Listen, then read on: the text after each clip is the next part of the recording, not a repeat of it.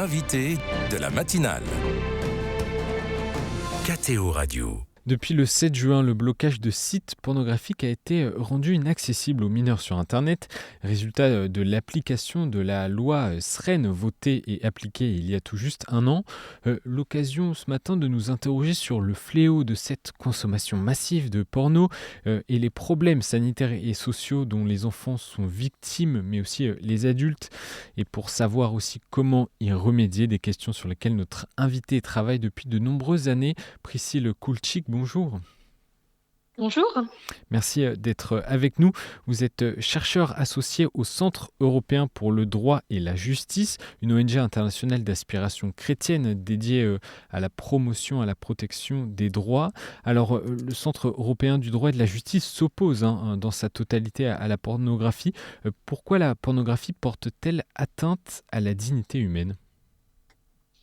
Eh bien, tout simplement parce qu'elle comporte beaucoup de risques, notamment pour les enfants, pour les adultes aussi, pour les femmes et leurs droits.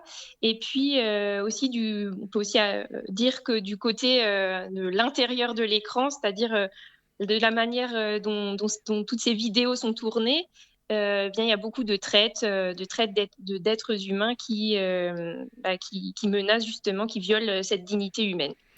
On parle Voilà. de 2,3 millions de mineurs en France qui consultent chaque mois de la pornographie.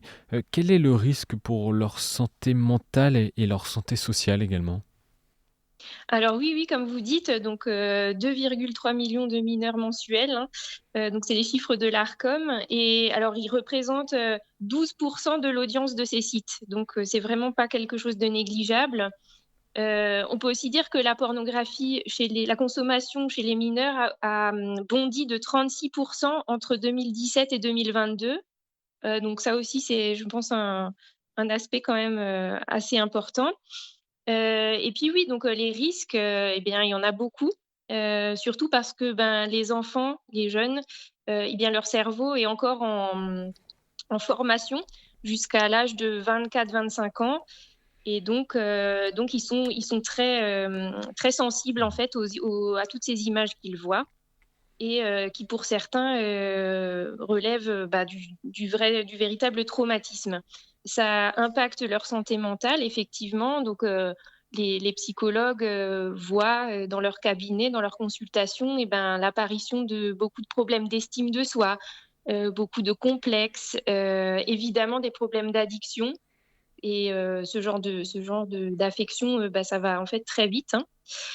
Il y a beaucoup de conduites à risque qui sont sexualité précoce et malsaine, la pratique du sexting, donc le fait d'envoyer des photos de soi dénudées à d'autres personnes. On voit aussi une augmentation du risque d'exploitation sexuelle et du risque de tomber dans la prostitution. Et ça a été souligné d'ailleurs par une rapporteuse de l'ONU dans un rapport de 2024 sur la prostitution et la violence à l'égard des femmes et des filles. Et bien aussi une augmentation, et ça les psychologues le voient aussi, une augmentation des conduites sexuelles violentes par les jeunes, par des enfants et des jeunes. Donc en fait, on peut dire que finalement, le fait de voir ces images traumatisantes, ça donne lieu à d'autres abus sexuels qui sont pratiqués même par des jeunes. Et il y a une véritable augmentation qui est vue même par le ministère de la Justice. Il y a un rapport qui a été fait là-dessus. Sur justement l'augmentation de ces atteintes sexuelles commises sur d'autres mineurs par des jeunes. Voilà. On mesure le nombre de risques et l'impact potentiel d'une consommation de pornographie chez les jeunes. Il y a également l'image de la femme qui est très dégradante dans ces vidéos. Quelles sont les conséquences de cette consommation sur le regard et le respect de la dignité des femmes ? Oui, pareil. Alors déjà, il faut se dire que la pornographie, c'est en règle générale de la violence, hein. C'est de la violence qui est commise surtout sur les femmes. la pornographie, elle véhicule une vision de la femme tout à fait dégradée. La femme est réifiée, elle devient un objet sexuel, hein. Et donc, il y a effectivement un lien entre la consommation de pornographie et la violence sexuelle sur les femmes, en fait. Euh, donc, j'avais trouvé une étude en 2010 qui disait, par exemple, donc c'est sur la violence domestique, une étude sur la violence domestique qui disait que 73% des femmes qui avaient subi un viol par leur partenaire avaient affirmé que celui-ci consommait de la pornographie. Pareil, on peut citer l'affaire emblématique qui a défrayé la chronique récemment, donc l'affaire Pellico, dans laquelle le point commun entre tous ces hommes, eh bien, c'était justement une consommation de pornographie.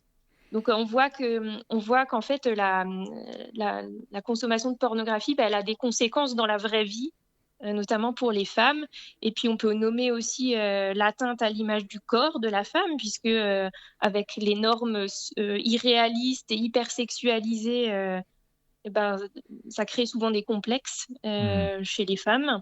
Et puis les conjointes aussi, qui souffrent beaucoup, les conjointes de personnes qui visionnent de la pornographie, elles souffrent aussi de cette situation entre culpabilité, impuissance, sentiment de trahison, perte de confiance en soi, enfin...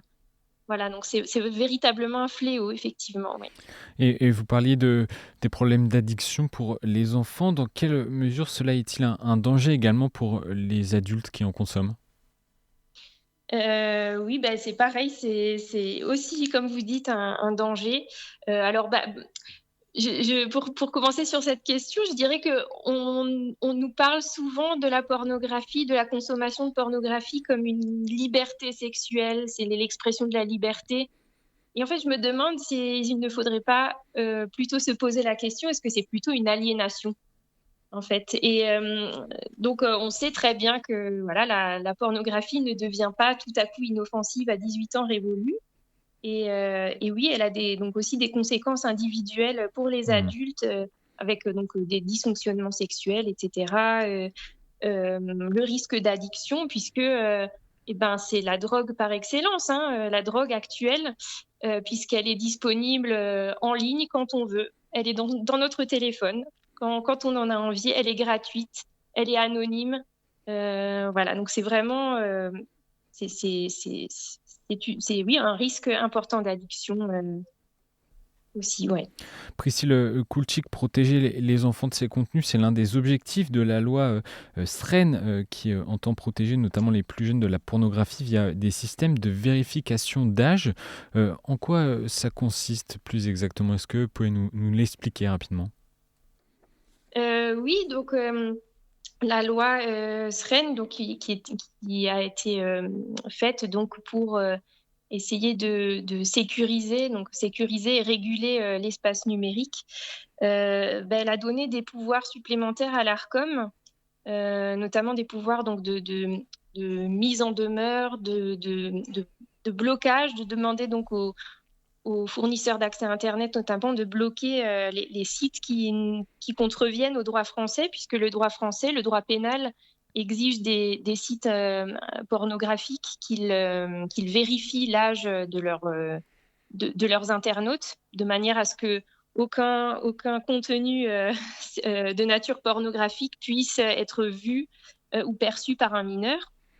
Et donc voilà, donc il y a l'Arcom qui a donc désormais des pouvoirs supplémentaires, et donc elle met maintenant régulièrement, on voit en demeure des sites sous peine de blocage, voilà, de se conformer à la loi française. Donc la France essaye, elle fait des efforts, on va dire, petit pas par petit pas.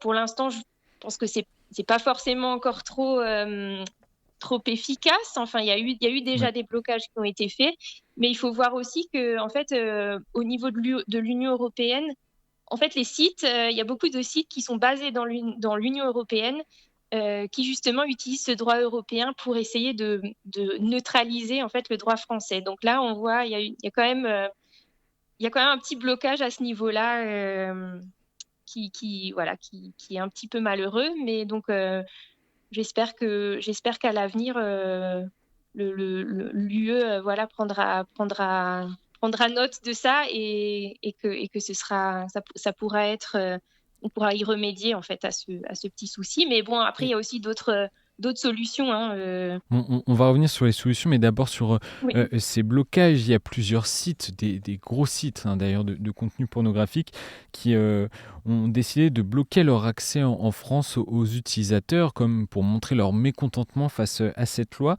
Pourquoi est-ce que cela leur pose problème?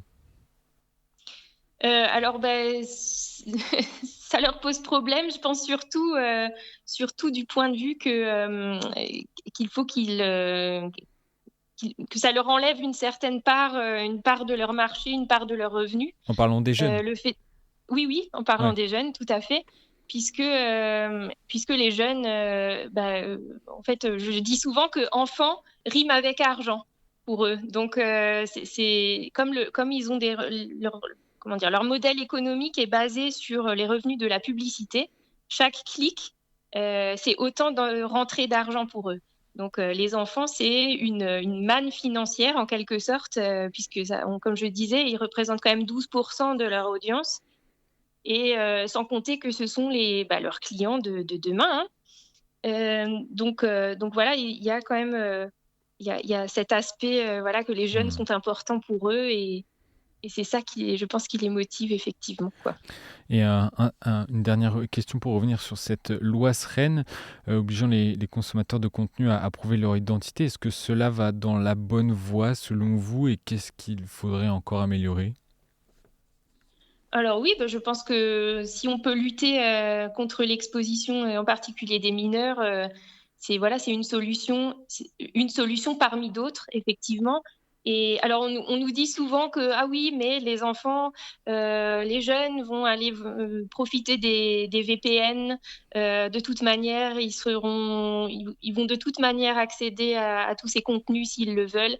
Oui, alors je dis: «Oui, certes, c'est possible, mais il faut surtout prendre en compte que ces solutions qui sont proposées, elles sont surtout là et elles sont surtout, je pense, efficaces pour éviter justement l'exposition accidentelle à ces contenus qui, à mon sens, est vraiment, la porte d'entrée vers, tous ces risques, ces risques d'addiction. Et donc c'est vraiment là, si on arrive à avoir, à limiter, l'exposition accidentelle des enfants, on aura déjà fait un grand pas et je pense que pour ça, c'est bien. Voilà. Merci Priscille Koultchik. Je rappelle que vous êtes chercheur associé au Centre européen pour le droit et la justice. Merci à vous d'avoir été avec nous ce matin. Merci à vous.